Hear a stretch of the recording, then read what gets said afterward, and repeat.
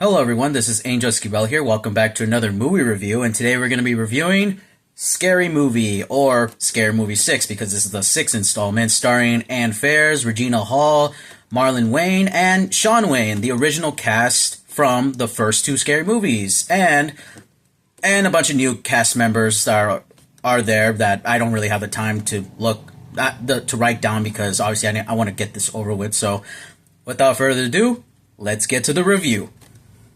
Since this movie is a parody movie, it's sort of hard to describe like what the story's about, because it has so many it takes a lot of plots from like other horror films that we've seen. The only thing I can say is that the killer from the first Scary Movie has come back, from the trailers as Ghostface, killing killing someone's friend, and now the girl who is the daughter of Cindy, I forgot her name. Obviously they're teaming up again to find out who's the killer and try to track down the killer. Well, also along the way we get a bunch of jokes and references and a bunch of plots of from other movies. This movie is hilarious. Honestly, it's been a long time since we've seen parody movies or spoof movies. I think that's a phrase for a parody movie. This movie parodies a lot that we've seen so far. It parodies Get Out, obviously Scream, Megan, Weapons, Longlegs, The Substance, Sinners, and and also John Wick. And to let you know these are not spoilers because they're in the trailer. It lets you know that they're parodying a lot of movies. Yeah, it's really funny. It's been a while since I have laughed in a theater in a while. I liked how they bring back the original cast, especially the Wayans brothers, specifically Marlon and Shawn. Especially Shawn, he hasn't been in movies since forever. It's mainly just Marlon who's mainly in every movie, but Shawn, it's I think this last movie was Little Man or White Chicks or something. I don't know. But yeah, but then again, he comes back to play as Ray. Anna Faris plays back as Cindy. Regina plays back as Becca, and Marlon as Shorty, which also is funny too. And also they also bring in a new cast of characters who happen to be the family of the sons or the family of the original cast.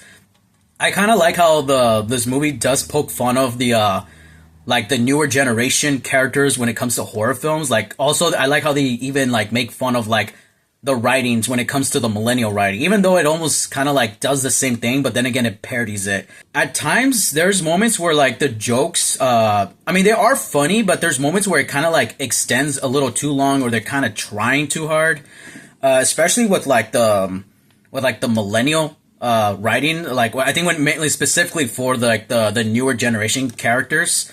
That's what I call them. That's what they are. But that's basically the point. You're not supposed to like them. You're supposed to like the original cast. Another thing that I think that I kind of don't like is when they kind of reference a movie from another horror film, but they only do it just for the sake of referencing it, but it doesn't really add nothing to the plot. I know it's a parody film, but even when you look back at the old Scary Movies, whenever they reference something from a movie, they actually it actually makes sense to the plot. Oh yeah, so I'm gonna get into spoilers. But if you don't want to get spoiled, I suggest that you skip at this time. So yeah, but if you already seen the movie and you want to know what happens, well then, let's get to spoilers.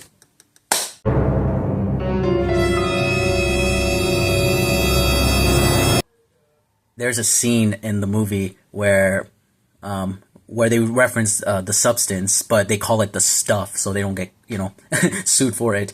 The killer, Ghostface, injects it on the lady so much, and after she wakes up, she goes to the nearest mirror, wipes it, and it's basically Marlon Wayne as White Chick from the White Chicks. So yeah, it's almost they're teasing a White Chicks too, and there's so many articles about they might think of making a White Chicks. So this was almost a teaser of they're gonna bring back White Chicks. But then after that, I like how she was oops, wrong movie.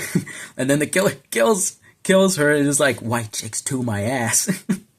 Another thing I liked, that they killed off the new generation characters. I actually kind of like, honestly, I kind of like that because obviously I did not like those characters not one bit.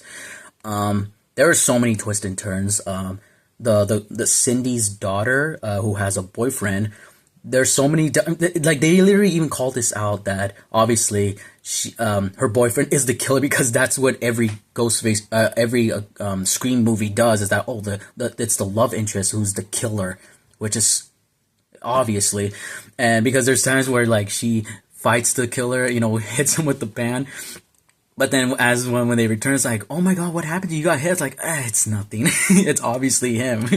And then, but the real twists reveals that it's the one of the newer generation characters, the girl who was the killer, and then but then the love interest was also the killer. But then another twist reveals that it was Shardy and Ray who are actually the killers, because apparently they came back to kill the new generation cast, is because I guess they were upset that they did not came back for the third and the fourth movie because they weren't part of it, and they were mad at Cindy and Brenda because they were in those and not them. They're like, what can I? But Cindy and Brenda was like, what can I do? They gave us so much money. They literally referenced those three movies. Well, mainly the second two, like the third and the fourth. Another character I forgot to put down. He was from Scary Movie 3. He was I think like the fat black guy. I think you guys know him because he obviously they referenced 8 Mile. You probably know who I'm talking. He was like friends with Kevin Hart in that movie. Yeah, he also happens to be the killer, but then again the Wayans brothers killed him off, and then they revealed another Ghostface who was like short. We all thought that was Kevin Hart because obviously Kevin Hart is short. But no, it was Shaquille O'Neal. He was just on his knees. But then again, they killed him off too because, like, oh, we killed you because they killed him off because obviously they couldn't forgive him that he was in the movie. That one old movie that he was like a genie and a basketball player. I don't even know the movie. I've never seen it. There's a woke character that obviously was written to be a woke character. You obviously know from the trailer. She was like, "Oh no, my pronouns are they them." I'm so glad that they killed her off. She was so fucking annoying.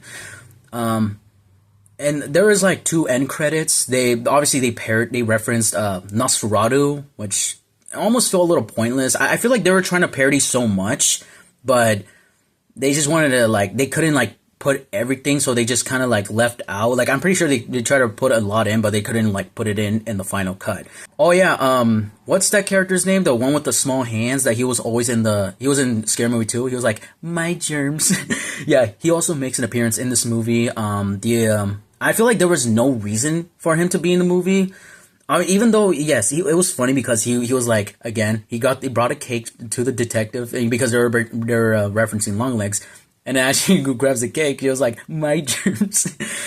Yeah, it didn't really add nothing to the plot. It was just to reference Longlegs, and he was just bashing his head. So yeah, there was really no reason for him to be in the movie. Honestly, when I first saw him in the trailer, I thought that he actually knows who the killer is. Even though it's a parody film, but at least it needs to make sense on why you're parodying it. But yeah, not to sound like a broken record, and even in my other reviews, but there was no reason for him to be in there. So yeah, those are just all the references. Oh, I almost forgot. So the main reason why Shardy and Ray were the killers is so they could kill off the original generation cast, and Sydney and Brenda literally teamed up. They're literally forgetting that that's their kids that they're killing, but they walk out of the house. Out of the firing house, and they're like, fuck those kids. This is our franchise, not their franchise. I actually like that scene. That scene was really funny. And then towards the end, when they walked off, their backs was literally exposing their back and their ass, like they got off of a fire. Okay, now that I'm done with spoilers, Love the performance. It doesn't have to be a great actor. I'll see. I also another thing. I also like how they point out that it's a horror film. You don't have to be a good actor. It's like yeah, they also referenced that. They also referenced Tiana Taylor. You know the woman with the six pack. Yeah, and the face like a brick. Yeah, she also makes an appearance in that movie. They make fun of her for not winning an Oscar, which I thought was kind of hilarious. So yeah, great casting, great jokes. Another thing, they also parodied K-pop Demon Hunter, just to make a musical, and that's it. Yeah, just funny and all. I mean, there's some times where the jokes kind of feel a little forced and it drags on, but overall, I think it's funny. For my ranking for this movie, I give it, hold it, a 7 out of 10.